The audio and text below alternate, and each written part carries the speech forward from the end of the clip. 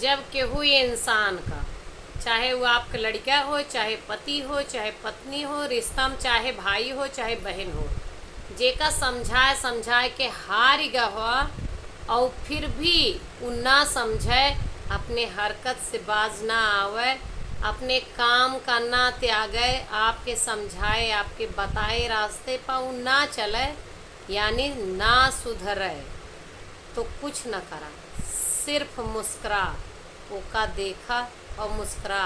अभी कहबे काहे का मुस्कराई, वहाँ हमारा नुकसान है। तो एक बात सोच के मुस्करा कि अब ये बिना भुगते, बिना धोखा खाए, बिना गड्ढा में गिरे सुधरे वाले नाय ना। तो लिखा गा है रामचरितमानस में, हुई है सोई जो राम रचि राखा, को करी तर्क बढ़ावे सखा, इसलिए मुस्करा।